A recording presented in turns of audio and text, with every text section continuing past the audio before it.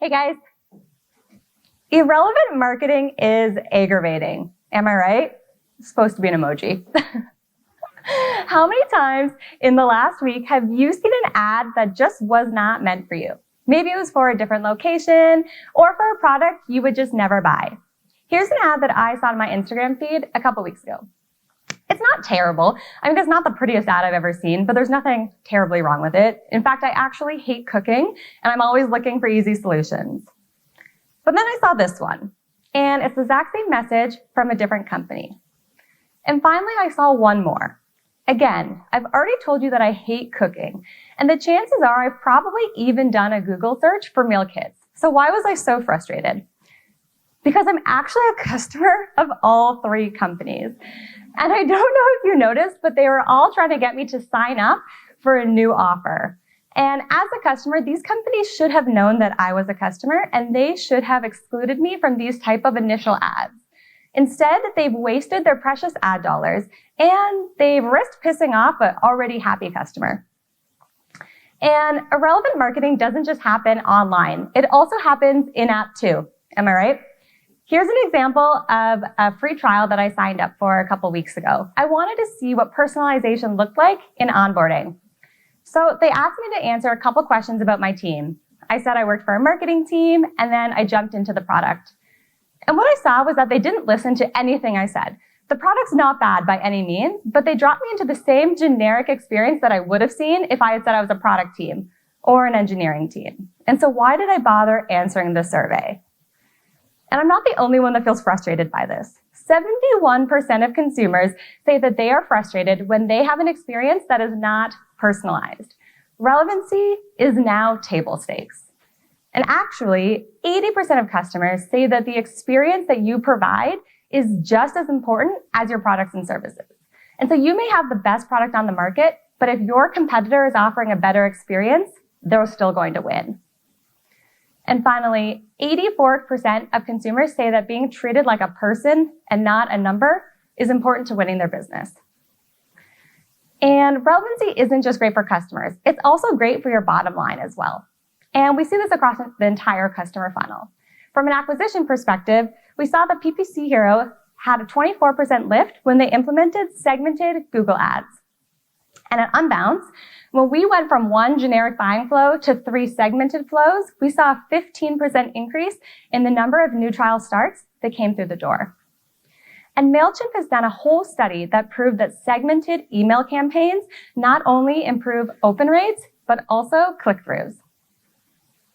And so I want you to take a step back, and I want you to just imagine a world where every business delivered these relevant experiences and where your product marketing team was able to focus on delivering the best experiences to your very best customers. It might look a little bit like this. So remember, I signed up for a bunch of free trials. Here's a second company. Same line of business as the first one. This time they asked me even more questions about myself. I was pretty hesitant by this point. I answered the exact same questions. I said, hey, I work on a marketing team. This is the size of my team. But this time, when I got in app, I saw this screen. They said, hey, we know that you're a marketing team, and here's 3 different templates that you can use to get started today. Immediately, I felt completely different than I did the first time. I felt like, hey, I'm in the right place. This product was built for me. And what's more, a couple days later, they started advertising to me in app. And they said, hey, we know you're using this product Monday for marketing, and we're actually going to direct you to a couple of pieces of documentation that will teach you more about how to use this product. And so if we know that customers prefer personalization, and we know it's good for your business, like why aren't more businesses doing this? And the truth is that 55% of marketers do not feel like they have the insights that they need to deliver this level of personalization.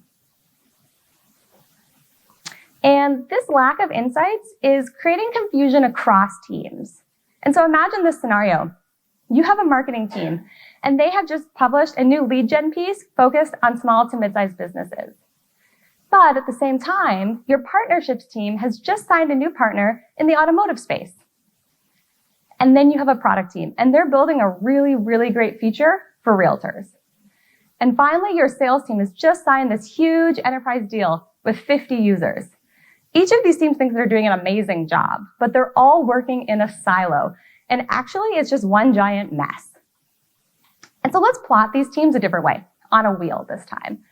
We'll start with marketing. Marketing's job is to attract prospects and turn them into trialers. Then, depending on the average deal size, sales will step in to help convert them and get them onboarded. And once they're a paying customer, customer success is going to make sure that they see the value throughout the entire customer lifecycle. While, at the same time, partnerships are trying to expand the ecosystem to continuously bring in new value. And the product management team is building new features to solve these customer problems. But again, like that last slide, imagine that each of these teams are focused on a completely different customer segment. This wheel is never going to spin any faster, and you're never going to get momentum as a business. But when product marketing lives in the middle of this wheel, we are able to align all of these different teams, and we're able to build one cohesive customer strategy that will create momentum. And in fact, I actually believe that product marketing is the linchpin to sustainable business growth. And today I'm going to walk you through why that is. And so you may be saying, Tamara, how am I possibly going to align all of these teams? I have a very busy day today. But I'm here to tell you that the role of product marketing is evolving. In the old world of product marketing, we were handed a product when it was almost ready to be shipped. We had to build some value props, maybe some sales enablement materials, and host a webinar or two. But the new world of product marketing is led by strategy. In this world, we are responsible for understanding what's happening in the market and then leveraging that data to build revenue and growth strategies. We get to influence the product roadmap. And we are responsible for ensuring that customers see the value of our product. But how can customers see the value of our product if we don't understand who first finds us valuable? And so that's where customer segmentation steps in. At Unbounce, our product marketing team's mission is to deeply understand both our customers and our market in order to showcase our product's value and identify strategic opportunities for growth. And so today, I'm going to walk you through 3 simple steps for you to implement a growth-focused customer segmentation strategy in your own business. We're going to start by identifying your best customers. And then we're going to learn more about those target segments. And finally, we're going to let you execute relevant experiences that will convert and delight. So let's get started.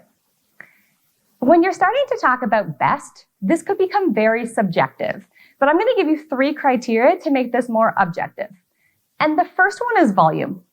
When you look at all of your customers in your customer base, how can you start to group them together based on attributes that they have in common?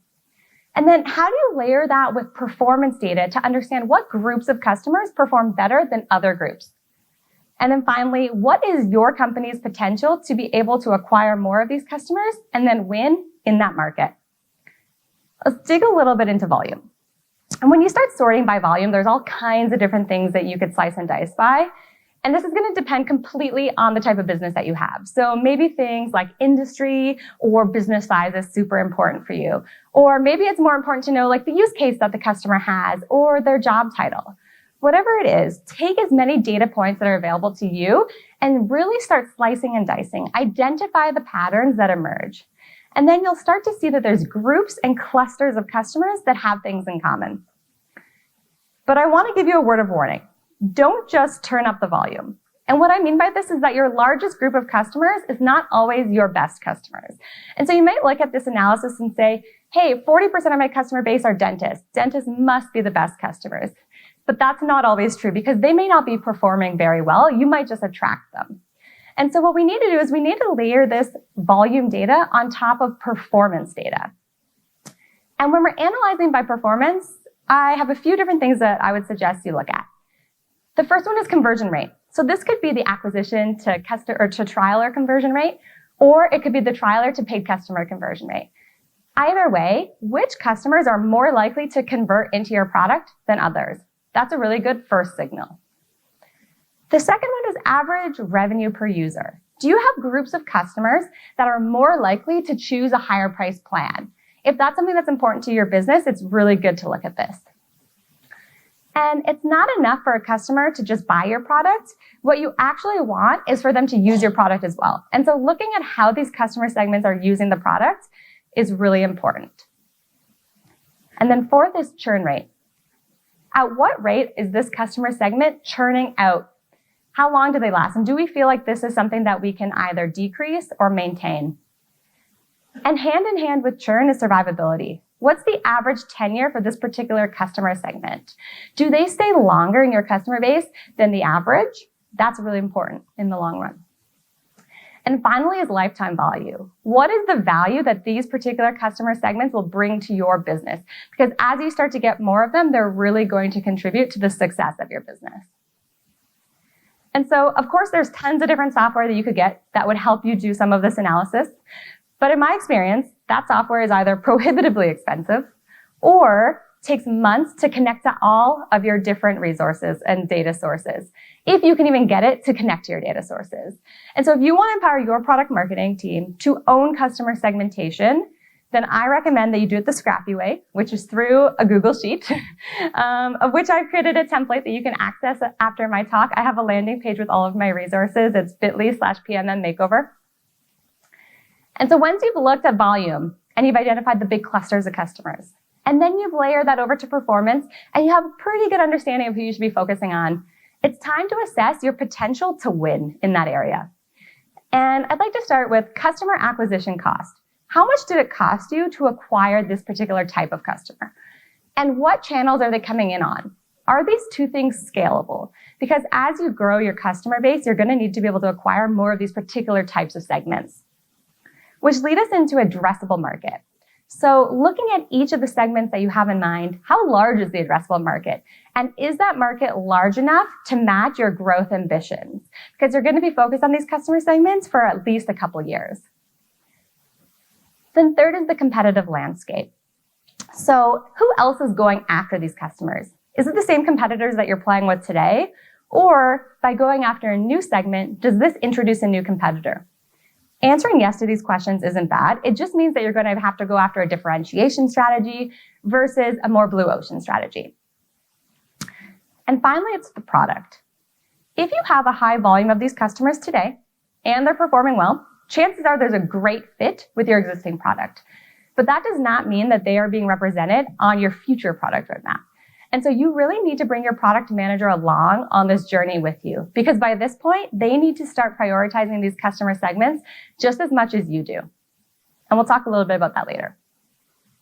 So we started with your entire customer base. We layered on the volume data and we identified some clusters that you saw a lot of things in common. We identified some patterns. We then layered on performance to identify which clusters performed the best.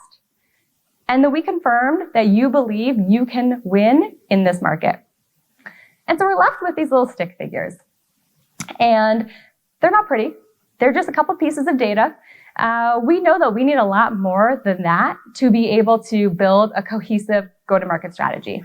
And so what we actually need to do is we need to do a makeover to turn this stick figure into a full-fledged customer. And in order to do that, we're going to call in the help of the Fab Five. And so they're going to help us dig a little bit deeper and do this entire makeover, which is step 2. So as we think about our makeover, I want to think about it through this idea of a quantified buyer persona. You've probably all done buyer personas in your life, but quantified ones are slightly different. They don't focus on personal attributes, they focus on business metrics. And so I filled in the top 3 rows based on the information from step 1. And now, as part of our product marketing makeover, we're going to fill out the bottom half. And we're just going to use like the small agency, one of our segments, as an example to go through the jobs to be done, the pain, and the gain framework. So jobs are the things that your customer is hiring your product to do. And jobs can fall into 3 different categories. They can be functional, which is really more task related. So maybe my job is to publish a landing page or get a marketing campaign live. They could be social, which has more to do with influence. So if I publish this landing page, I'm going to impress my client and seem like an expert. Or they could be personal. And this is more emotionally tied. So, hey, by building a landing page, I'm now able to gain a new marketing skill and I feel more confident in my skills as a marketer. All of these different jobs are going to be ranked differently, but kind of write down all of the different jobs that the customer is hiring you to do and which ones are the most important to them by segment. And then you can move on to pains. And pains can occur before, during, or after completing a job. And they have a bunch of different categories as well. But two good examples of pains could be the cost that someone has to pay to complete a job or the time that it takes them to complete a job. And so by choosing your business to complete the job for you, they can erase one of those pains. And then gains. Gains are really the positive outcomes that a customer wants to see once they've completed the job.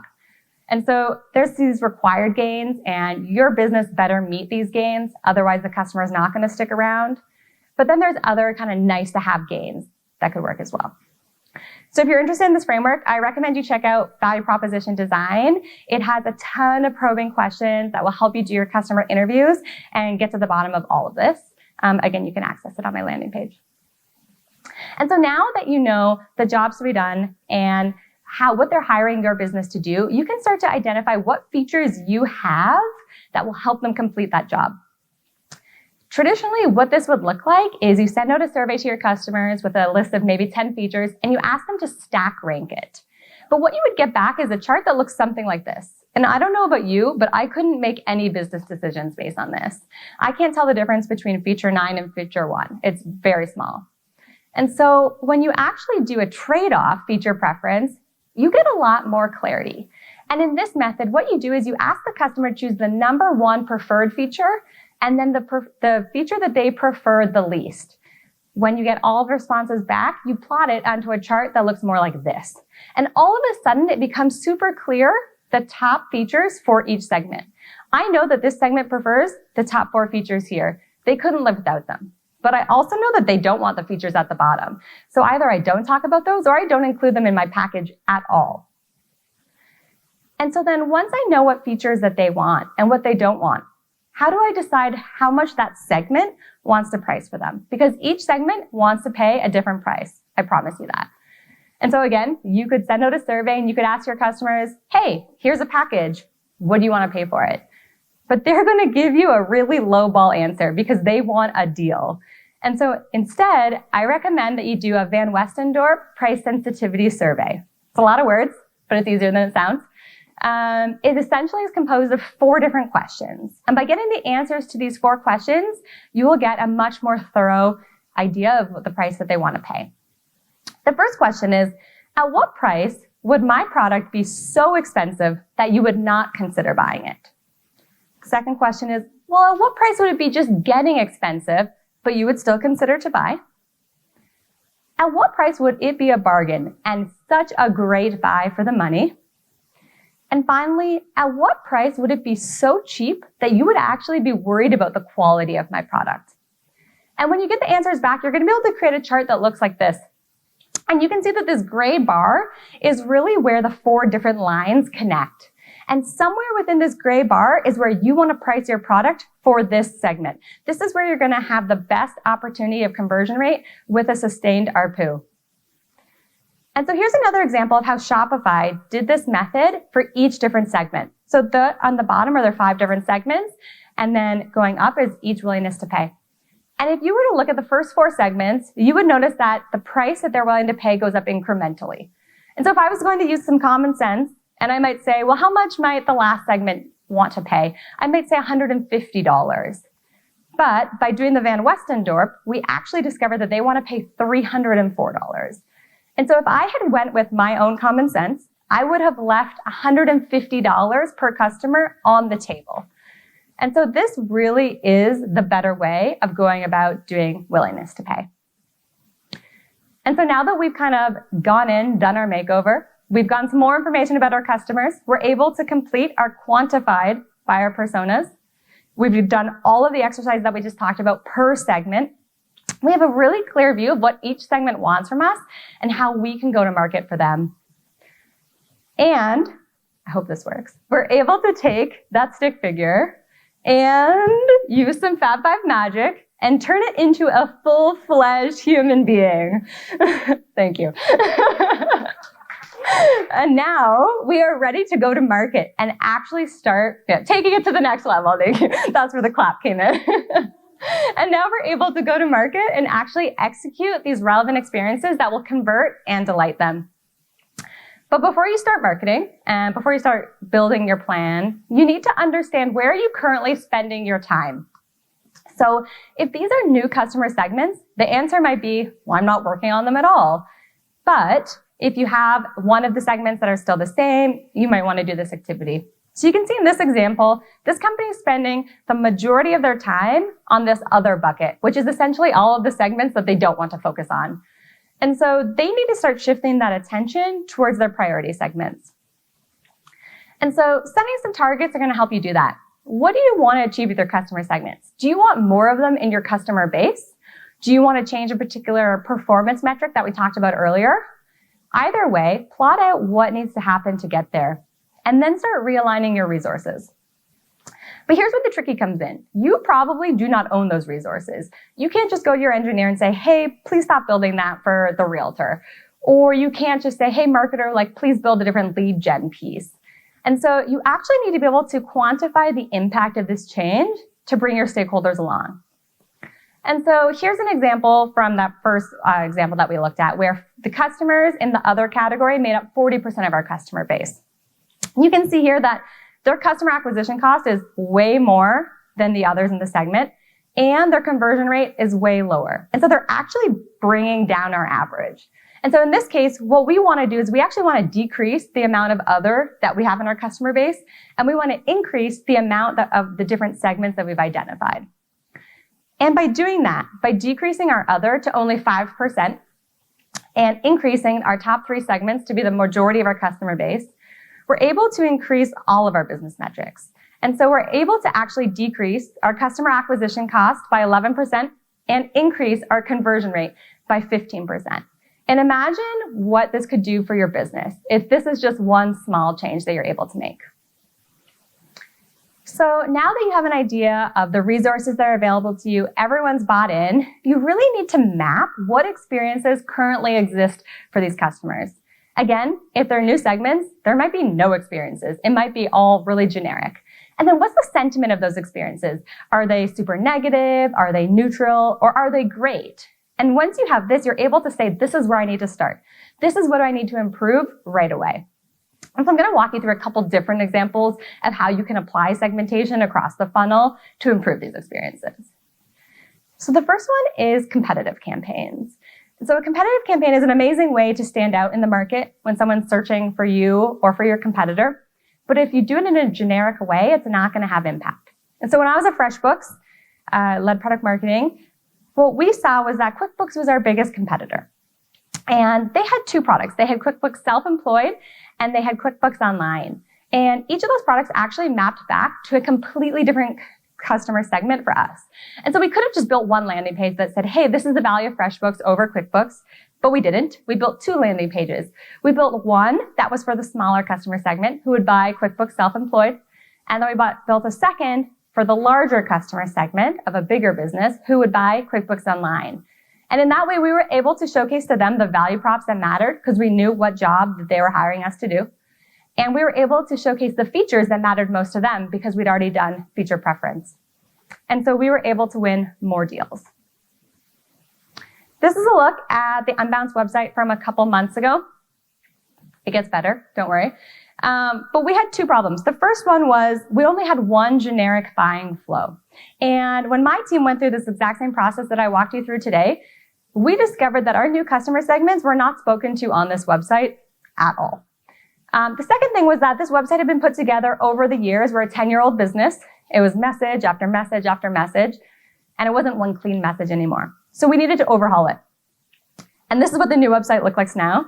It just came out a couple months ago. And not only is it prettier, but the major difference is now we have 3 segmented buying flows, and we've actually added another 3 last week. And so now when any of our core customer segments, of which we have 3, come to our website, they see a message that's meant for them. They know that they belong and that they're going to get something special. And we're able to increase, as I mentioned, our new trial starts by 15% because of this change. And we talked a little bit about onboarding earlier, mostly in-app, but onboarding can happen out of app as well. And so here's an example from Typeform, who I think does a pretty good job. So this is an email that Typeform sends out when you sign up for the product. And what you see is they actually ask you, the customer, to self-segment yourself. And so you can say, hey, I'm a new user. I need a lot of help with this. And then you're going to get specific type of content. Or you can say, hey, I've got this. I'm a pro. Just let me be on my own. And either way, these two customer segments are going to get content that's meant for their sophistication level, and it's going to feel super relevant to the experience that they're having at that time. And I said we'd come back to the product roadmap. And so now is a great time when we're thinking about adoption to look at the product roadmap. And so what's coming up in your roadmap that's reflected for your customer segments? Or are you building something that actually is not in service of those segments? You might have to have a really hard conversation with your product manager.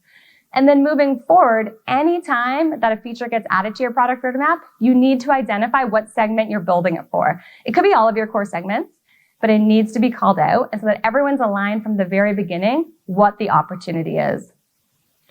And so after you've applied customer segmentation across your entire funnel, you've been able to hopefully take all of those negative experiences or neutral generic experiences and turn them into highly relevant and positive experiences. And this is going to result in an aligned customer strategy that will deliver that momentum that I talked about earlier. And so this time, you have a marketing team who's focused on small agencies. And you have a partnerships team that's focused on small agencies. And you have a product team that's building features for small agencies. And you guessed it, you have a sales team that's focused on small agencies. And I don't know about you, but that is something to celebrate because that is hard to make happen. And so I'm just going to wrap up. But as I wrap up, I want you to think about the 3 different steps that we went through in this product marketing makeover. The first one was identifying your best customer segments. We started with volume. What attributes do you have that you can group those clusters into? And then how are those clusters performing? Which cohorts perform better than others? And what is your potential to win in that market? And then we wanted to get a deeper understanding. And so we looked at the job that they're hiring your company to do for them. We figured out exactly what features you have that will help them get that job done and exactly how much they want to pay you to do that. And then finally, that empowered us to execute those relevant experiences. And so we understood what our baseline was, right? We set some targets about what we wanted to achieve. We then mapped all of the existing experiences and decided which ones we wanted to start with. One more. And then we created relevance. And so this not only is going to create a better customer experience, a better onboarding experience, a better trialer experience, but it's going to unite your entire company and build momentum. So thank you very much. I'm Tamara Grabinski. I lead product marketing at Unbound. And please check out my landing page. It has all of my resources as well as my slide deck. And hit me up on LinkedIn. Thanks.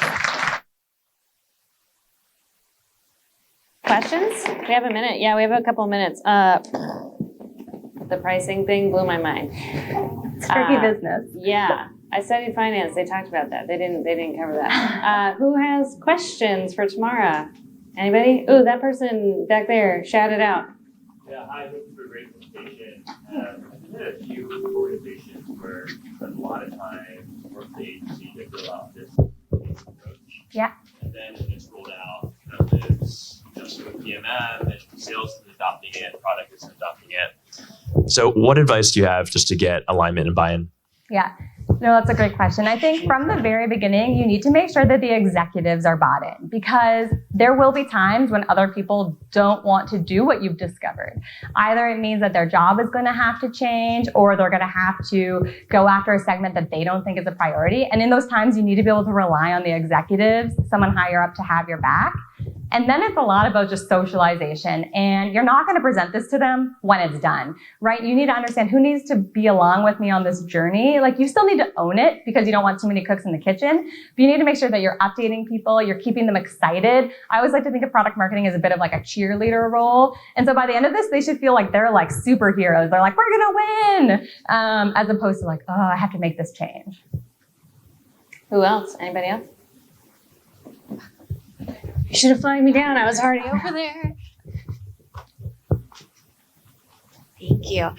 So at the beginning, you mentioned something about how you need to let your customers tell you what they're looking for and then remember it. And I think a lot of us probably have the problem of like, we sometimes have too much data, but then also not enough data. Mm-hmm. So what teams did you work with in addition to product to make that happen? And what tools do you really recommend from your stack in kind of building that muscle memory? Yeah, so when we started with like our volume and attribute data and then our performance data, it was working with our data analysts just to like pull the SQL queries that we needed. But I wanted to keep it super simple so that we didn't have to keep going back to technology or having people pull other surveys. I wanted us to be like very autonomous. So there was a little bit of work up front. Hey, these are all of the possible things I want. Can you pull it all into like a data dump in an Excel doc? And then literally did almost all of our work in Excel. But then there's kind of like the other side, which is the interview process. And so what we were able to do is really define like exactly what we wanted our segments to be. And so we were only going out to do interviews with the people who we'd already confirmed we had a lot of and that were performing really well and that we could win in. And so we kind of narrowed the field a bit and just really focused where it mattered. And then it was just, again, like storing everything in Google Drive and just documenting the content there. So we tried to stay out of technology, honestly, as much as possible. Amazing. Thank you so much, Tamara. Thanks.